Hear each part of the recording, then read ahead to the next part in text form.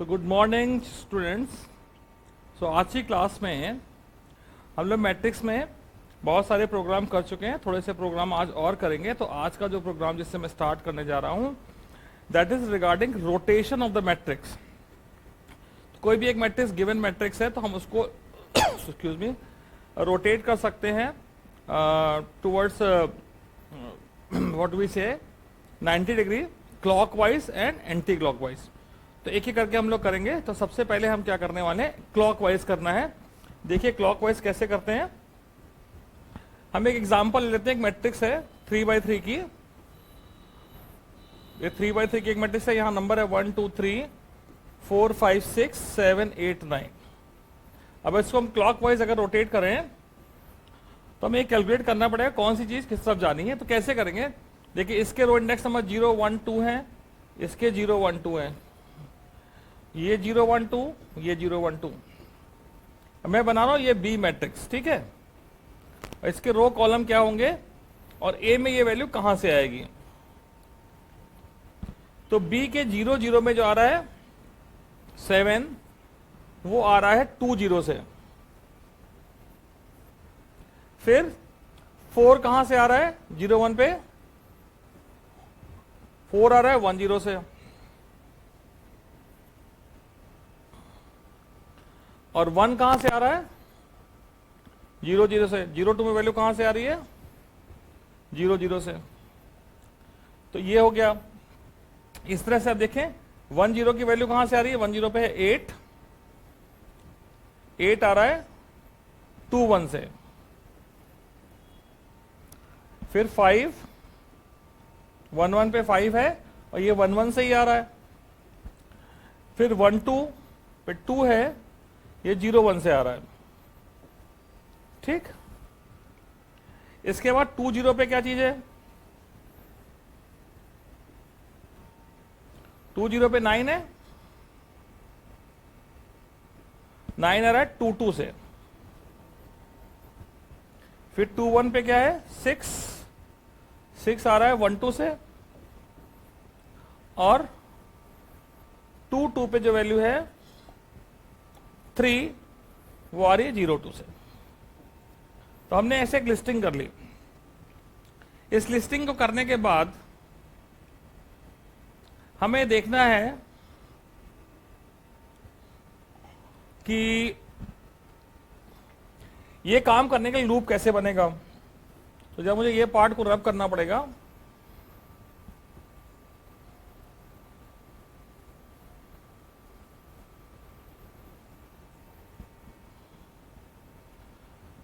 ठीक है। ये रो कॉलम इंडेक्स नंबर हमने बना लिए हैं बी मैट्रिक्स के। तो ए मैट्रिक्स के कहां से वैल्यू आनी है ये देखते हैं। तो अगर इस चीज पे ध्यान दिया जाए तो ये नंबर देख रहे हैं 0 0 0 यहां सेम है, 1 1 1 ये सेम है, और 2 2 2 ये भी सेम है। यानी बी मैट्रिक्स का जो रो नंबर है वो ए मैट्रिक्स के कॉलम नंबर से सेम है। तो ये आर ही होगा, ठीक है। अब दूसरी बात, साइज इसका मान रहा हूं मैं 3 है। तो इसके कॉलम नंबर, बी के कॉलम नंबर, इसके रो नंबर में एक वो है रिलेशन। देखिए बी के कॉलम नंबर है 0 1 2 और ए के रो नंबर में 2 1 0 आ रहा है, जिसका सम हमेशा 2 है, ठीक है। This 2 is equal to n minus 1।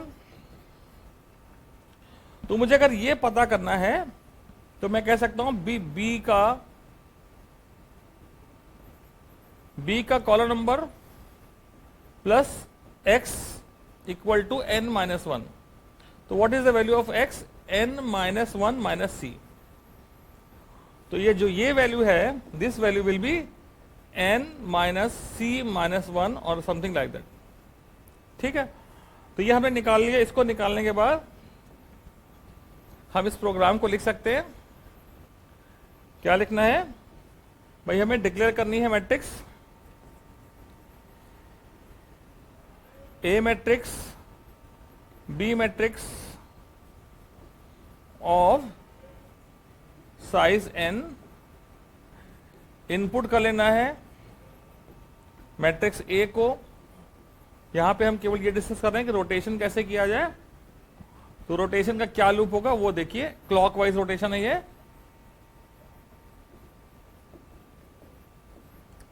ठीक। तो मैंने कहा पहले रो कॉलम का लूप चला लेते हैं।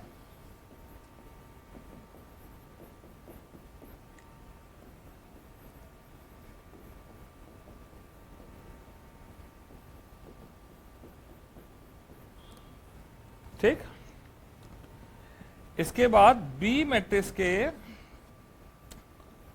रो कॉलम में ए मैट्रिक्स के रो नंबर के लिए हमने निकाला क्या आना चाहिए, n माइनस सी माइनस 1 और कॉलम नंबर में r। इसका डिस्प्ले कर लेंगे। डिस्प्ले आप चाहे दोनों को करके देख लीजिए, जिस मैट्रिक्स को आपको डिस्प्ले करके देखना हो उसको डिस्प्ले करके देख सकते हैं। ठीक है।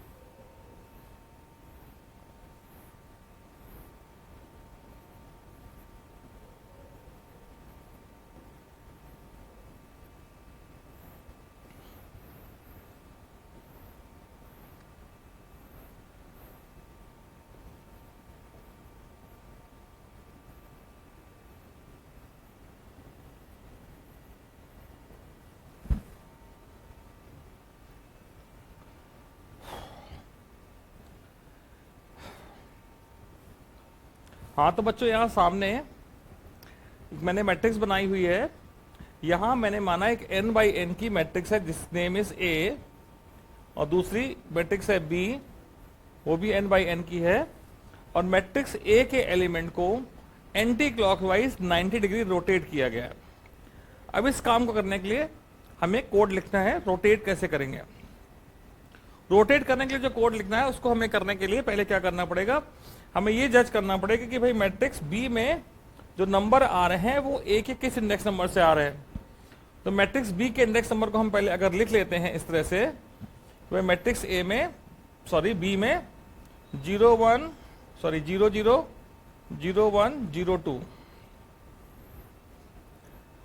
1 0 1 1 1 2 2 0 2 1 2 2 पे नंबर कहां से आ रहा है। ये भैया जीरो हमने रो नंबर, ये 0 1 2 रो नंबर है, ये इसके कॉलम नंबर है। तो मैंने ये लिखा है कि पहले 3 कहां से आ रहा है। 3 कहां से आ रहा है, 0 2 से आ रहा है, 0 2 से आ रहा है। ठीक, फिर 6 कहां से आ रहा है, 1 2 से आ रहा है। 9 कहां से आ रहा है, 2 2 से आ रहा है। इसके बाद ये 2 कहां से आ रहा है, 1 0 वाला 0 1 से आ रहा है। ठीक है, 5 कहां से आ रहा है, 1 1 से आ रहा है। 8 कहां से आ रहा है, 2 1 से आ रहा है। 2 0 2 0 पे 1 है, 1 कहां से आ रहा है, 0 0 से। 4 आ रहा है 1 0 से। 7 आ रहा है 2 0 से। इस तरीके से मैंने एक लिस्टिंग बना ली। ठीक है, अब इस लिस्ट को बनाने के बाद हम ये जज कर सकते हैं कि भाई लूप कैसे चलेगा, कौन सा लूप कहां से चलेगा, कहां से एंड होगा। तो बी का जो हमने लूप माना है, तो भैया हमने ये लूप सिंपल से मानी। बी में हम ये रो कॉलम इंडेक्स नंबर है, आर की वैल्यू 0। बी के लिए हमने पहले रो वाइज ही माना था, तो जो बी के इंडेक्स नंबर है उसके लिए मैंने यहां सिंपल सा लूप बना दिया। ठीक है, अब ए में कहां से आएगा, ये इसका लॉजिक डेवलप करना है। ठीक, तो यहां आर की वैल्यू 0 रहेगी, जिसके लिए कॉलम 0 1 2, आर तो 0 है, कॉलम 0 1 2। फिर आर की वैल्यू 1, कॉलम का वैल्यू फिर 0 1 2, फिर आर की वैल्यू 2 होगी, कॉलम 0 1 2। तो ये तो ठीक है। तो यहां अगर हम लिखें B R C equal to, तो that is referring to the same thing. इसको अब यहां ए में देखें भाई, इनको कंपेयर करके हमने क्या देखा कि भाई ये जो है 0 1 2, ये 0 1 2 सेम है।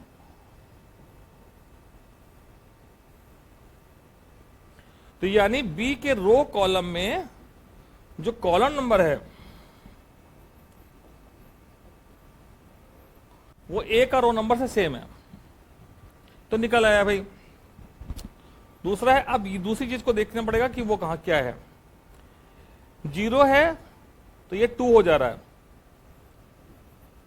इस 1 के कंपैरिजन में ये 1 है और 2 के कंपैरिजन में ये 0 है। So if you just see the sum of this, ये मुझे पता है, आर मुझे पता है, प्लस मुझे ये वैल्यू पता करनी है, let's say it is x, और इसका सम है n-1, तो x will be n-1 r। तो यहां पे मुझे लिखना पड़ेगा n-1 r, और इस तरह से आपकी एक मैट्रिक्स A दूसरी मैट्रिक्स B में एंटी क्लॉकवाइज रोटेट हो जाएगी।